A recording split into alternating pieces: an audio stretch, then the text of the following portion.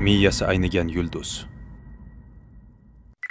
Bugun ayyuhannos deya jar solayotgan ayrimlar o'zlarini go'yoki madaniyat vakillari deb tanishtiradigan, aslida esa madaniyatning M harfiga ham munosib kelmaydigan kimsalar birdaniga jonlanib, davlatga e'tiroz bildira boshlashdi. Otarchilarning eng yirik vakillaridan biri bo'lmish Yulduz Usmonovaning otarchilarga joriy etilayotgan soliq masalasida bildirgan fikri ijtimoiy tarmoqlarda keng tarqalmoqda. Voy, to'ylarda isrofgarchilik bo'lyapti, san'atkorlar qisqartirish kerak. Agar biz isrofgarchilik bo'lsa, konsertlarga qo'ymanglar bizni. Men masalan bugungi san'atkor emasman, 40 yildan beri kelyapman. Voz kechinglar bizdan. Qo'yinglar san'atkorlarni qirib yuboringlar. O'zlaring o'tkazaveringlar. Xatm Qur'on qilib, aqiqa qilib. Nima bo'ladi? Ya u san'atkorlarni qiryapsizlar. Bugungi kunda juda ham qiyin. Oldingidaqa sponsor yo'q. Oldingidaqa sevib qolib sponsor bo'ladi-ku, mayli-da. O'ynash bo'lsa, yo'q, u ham yo'q hozir. Aqlli yo'q qoldi hamma. Ushbu videoda Yulduz shunday deydi: san'atkorlarni qirib yuboringlar. Ularning o'rnini xatmi Qur'on va aqiqalar bilan to'ldirib o'tiraveringlar. Mana shu o'rinda savol tug'iladi. Sharafsiz ayolga xatmi Qur'on va aqiqalarning qanday zarari tegishi mumkin? Nima uchun bu sharafsiz shariat amallarini go'yoki ahamiyatsiz narsa kabi qabul qilib, mensimagan ohangda gapirmoqda? Bu so'zlar aslida nafaqat mohiyatsiz, balki diniy hurmatni ham mensimaslikdir. Keling, shu o'rinda bir oydinlik kiritib o'taylik. Yulduz o'zi aytganidek, 40 yildan buyon otarchilik qilarkan. Mana shu 40 yil ichida xalqqa haqiqatdan qanday foydasi tegdi? Agar sen to'ylarga borib qo'shiq aytganingni ro'kach qilmoqchi bo'lsang, kechirasan. Lekin sen to'ylarga hech qachon tekinga bormagansan.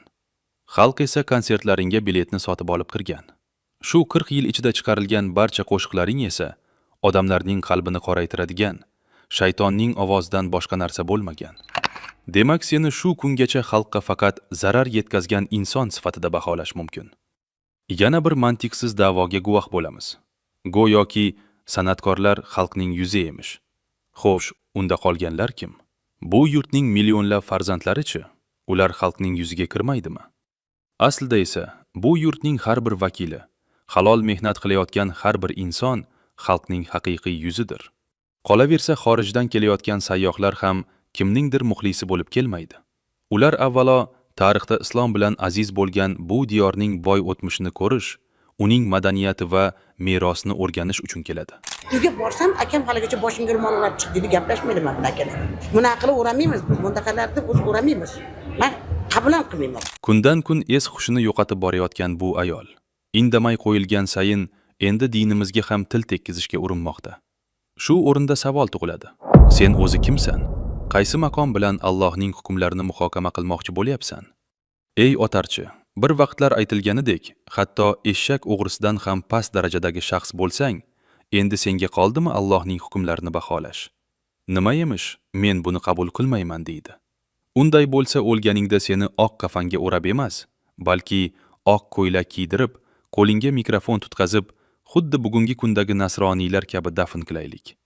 Yoki umraga borganingda ham shu qarashlaringga sodiq qol. Ro'mol o'rab emas, o'zing aytayotgan qarashlaring bilan amal qil. Aslini olganda aynan mana shu otarchidagi xususiyat yahudiylarda ham bo'lgan sifatlardan biridir. Ular ham o'zlariga ma'qul kelganini qabul qilib, yoqmaganini inkor etishgan. Shu bois Alloh taolo bizni bunday yo'ldan qaytarib, Qur'onda aniq ogohlantiradi. Kitobning bir qismiga ishonib, bir qismini inkor qilasizmi? Orangizdan kim bu ishni qilsa, uning jazosi bu dunyoda rasvo bo'lish, qiyomat kunida esa qattiq azobga duchor qilinadilar. Alloh qilayotgan ishlaringizdan g'ofil emasdir. Baqara surasi 85-oyat. Demak, masala oddiy emas. Bu e'tiqod masalasi. Inson o'ziga yoqqanini olib, yoqmaganini rad etadigan bo'lsa, u holda u haq yo'ldan og'ib ketgan bo'ladi. Xulosa qilib aytganda, bugun biz oddiy bir bahs emas, balki e'tiqod va qadriyatlar masalasiga duch kelib turibmiz. Har kim o'z so'ziga, ayniqsa omma oldida aytilayotgan fikrlariga mas'ul ekanini unutmasligi kerak. Zero insonning haqiqiy qadri uning mashhurligi yoki obro'sida emas, balki haqiqatga bo'lgan sadoqatida namoyon bo'ladi.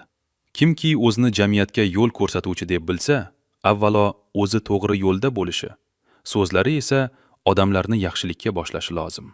Ammo xalq turli soliqlar, jarimalar, adolatsizlik va zulmlar ostida qolayotgan bir davrda to'ylarda qo'shiq kuylab xalqning pulini shilib kelgan otarchilarning bugun do'ppisi tor kelgach og'ziga kelgan gapni gapirishi, hatto yuqoridagi miyasi aynigan yulduz kabi dinimizga hurmatsiz munosabatda bo'lishi bu toifaning naqadar pastkash, shaytonning malaylari ekanini yana bir bor ochiq oydin ko'rsatmoqda.